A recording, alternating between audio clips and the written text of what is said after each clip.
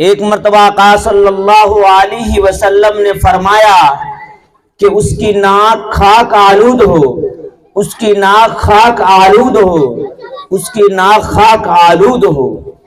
جب آقا صلی اللہ علیہ وسلم نے اس بات کو 3 مرتبہ فرمایا، صحابہ کرام چونک گئے، گھبرا گئے، پریشان ہو گئے اور کہنے لگے یا رسول اللہ صلی اللہ علیہ وسلم کس کی ناک خاک آلود ہو؟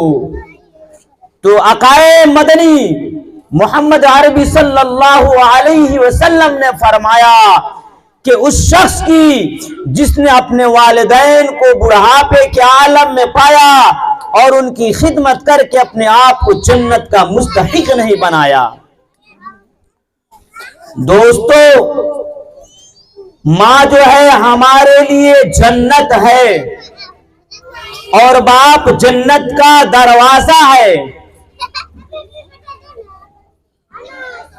اس لیے ہمارے اوپر یہ ذمہ داری بنتی ہے کہ ماں کے ساتھ ساتھ باپ کے بھی حقوق کو ادا کریں۔ میرے بھائیو،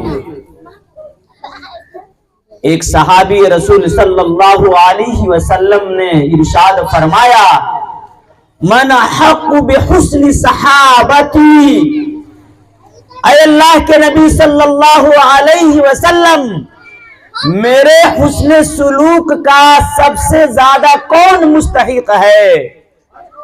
آقا صلی اللہ علیہ وسلم نے فرمایا ثم امک، تمہاری ماں۔ پھر فرمایا کہ آقا صلی اللہ علیہ وسلم میرے حسن سلوک کا سب سے زیادہ کون مستحق ہے؟ آپ نے دوسری مرتبہ فرمایا ثم امک، پھر تمہاری ماں۔ تیسری مرتبہ دریافت فرمایا، پھر فرمایا کہ ثم امک، پھر تیری ماں۔ جب اس صحابی رسول نے نبی کریم صلی اللہ علیہ وسلم سے چوتھی مرتبہ دریافت فرمایا، پوچھا کہ میرے حسن سلوک کا سب سے زیادہ کون مستحق ہے، تو آقا مدنی صلی اللہ علیہ وسلم نے فرمایا ثم ابوک، پھر تمہارا باپ۔ دوستو، نبی کریم صلی اللہ علیہ وسلم کے فرمان سے یہ ثابت ہو رہا ہے کہ ماں کا حق باپ کے مقابلہ میں زیادہ ہے اور باپ کا حق کم ہے۔ دوستو، آپ کے اس فرمان کا مطلب یہ نہیں ہے کہ ہم ماں کی فرما برداری کریں گے اور والد کی کیا ہے فرما برداری نہیں کریں گے، یہ نہیں۔ آپ نے جو ماں کے مقام کو، مرتبے کو جو 3 بار فرمایا ہے، اس کی وجہ یہ ہے کہ جو مصیبتیں، جو پریشانیاں، جو دکھ ماں اٹھاتی ہے، ان مصیبتوں میں، ان پریشانیوں میں، ان تکلیفوں میں باپ شریک نہیں ہوتا ہے۔ دوستو، وہ 3 پریشانیاں کون ہیں؟ وہ 3 منزلیں کیا ہیں؟ دوستو، سب سے پہلی منزل، جب ماں کے پیٹ کے اندر حمل ٹھہر جاتا ہے تو ماں اس دن سے لے کر کے 9 مہینے تک لگاتار دکھ، مصیبت، پریشانی کے اندر مبتلا ہوتی ہے۔ ماں کا کھانا حرام، ماں کا پینا حرام، ماں کا چلنا حرام، ماں کا سونا حرام۔ دوستو، اس حالت کے اندر ماں کو چلنے میں پریشانی، لیٹنے میں پریشانی، کھانے پینے میں میرے دوستو پریشانیاں ہی پریشانیاں ہوتی ہیں۔ اس پریشانی کے اندر باپ شریک نہیں ہوتا ہے۔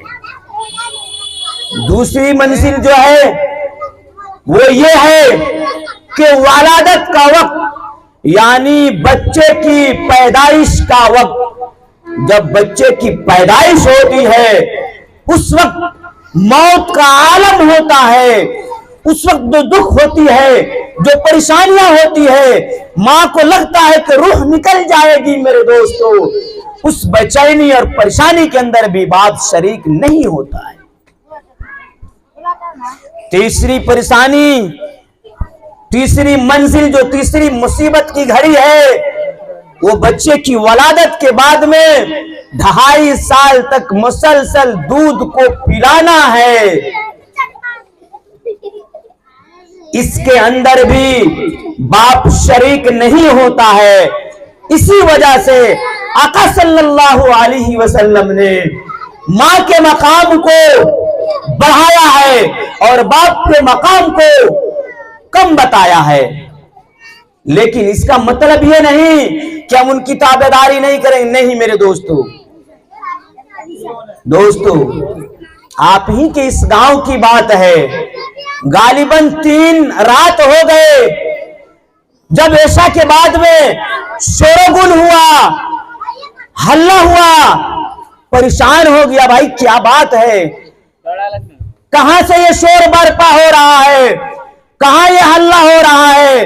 میرے دوستو، جب آدمی سنا دل پھٹ گیا کہ ایک ایسی ماں جو اپنے شوہر کو اپنے لڑکے سے مار کھلاتی ہے، میرے دوستو وہ ماں نہیں ہے۔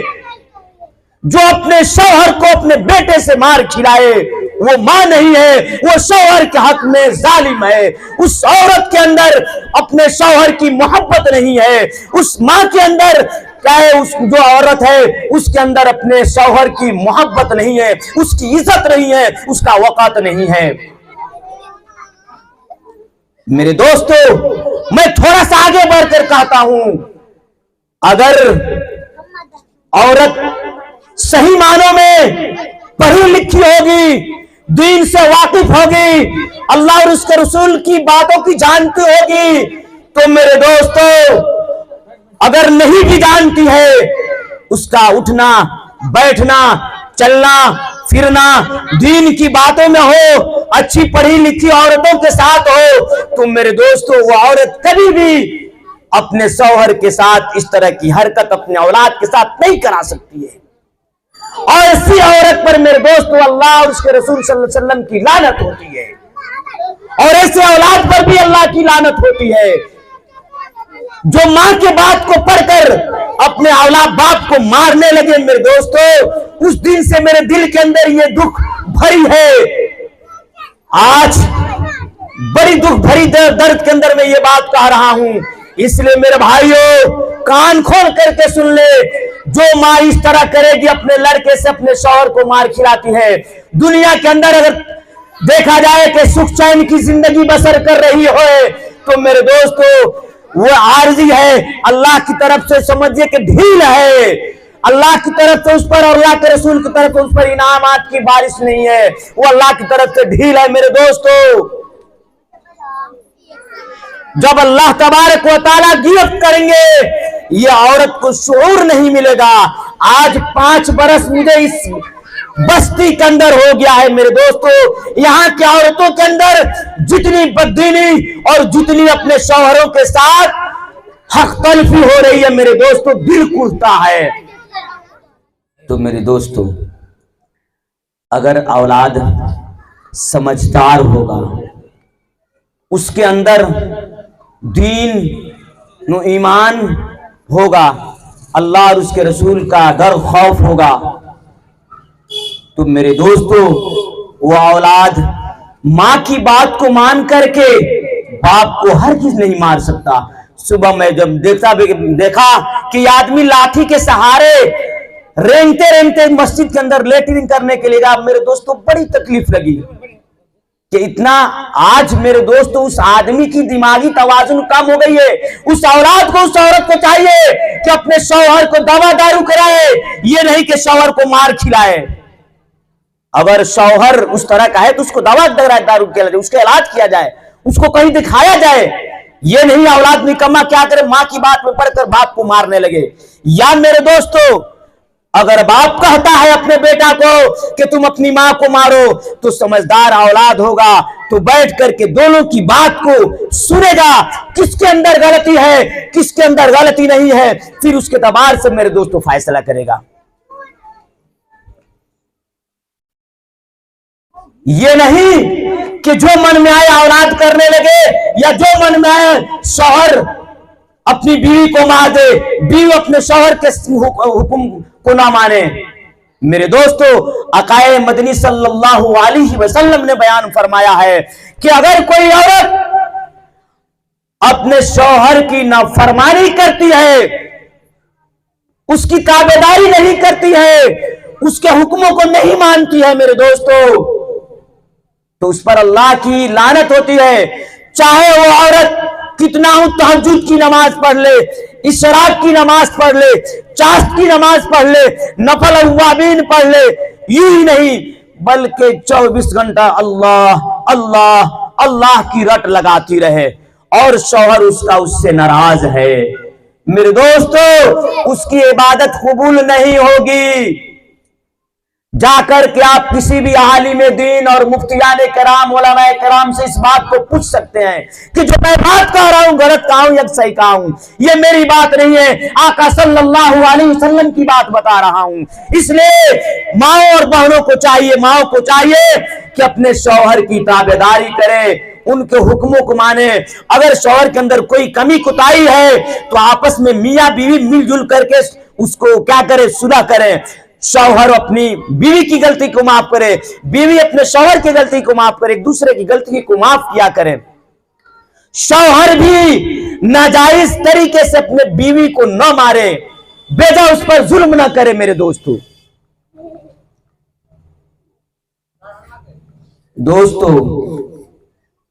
میں ان عورتوں سے کہنا چاہتا ہوں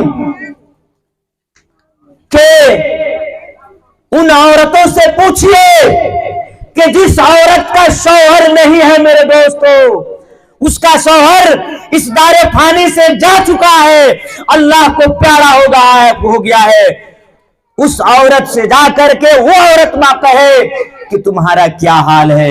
میرے دوستو، تھوڑی دیر کے لیے مان لے شوہر نہیں ہے، اولاد فرما بردار ہے، میرے دوستو، جو شوہر اپنی عورت کا حق ادا کر سکتا ہے چاہے جس اعتبار سے ہو، میرے دوستو، اولاد نہیں پورا کر سکتا۔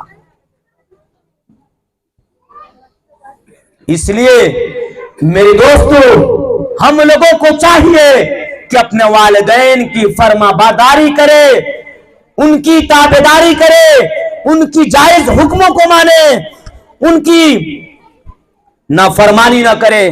میرے دوستو، وقت ہونے جا رہا ہے، 8 بجنے جا رہے ہیں۔ میں آپ حضرات سے کہنا چاہتا ہوں کہ ہم اپنے والدین کی فرما برداری کریں گے تو ہمیں دنیا کے اندر بھی کامیابی ملے گی اور آخرت کے اندر بھی کامیابی ملے گی۔ اگر میرے دوستو میں اپنی والدین کی فرما برداری نہیں کر رہا ہوں، 24 گھنٹہ اللہ کی عبادت کے اندر لگا ہوں، میرے دوستو، وہ میری تمام کی تمام عبادات ناکام۔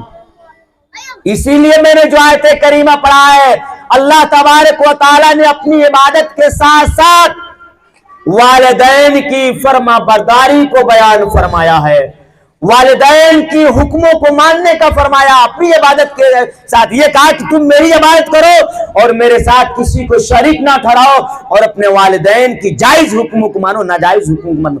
مثال کے طور پر اگر والدین کہتے ہیں کہ تم چوری کرو، غلط کام کرو، کسی کو مارو پیٹو، یعنی جو غلط کام ہے، تو ان باتوں کو فوراً ٹھکرا دینا ہے۔ یہ میرے دوستو اس پر پکڑ نہیں ہوگی۔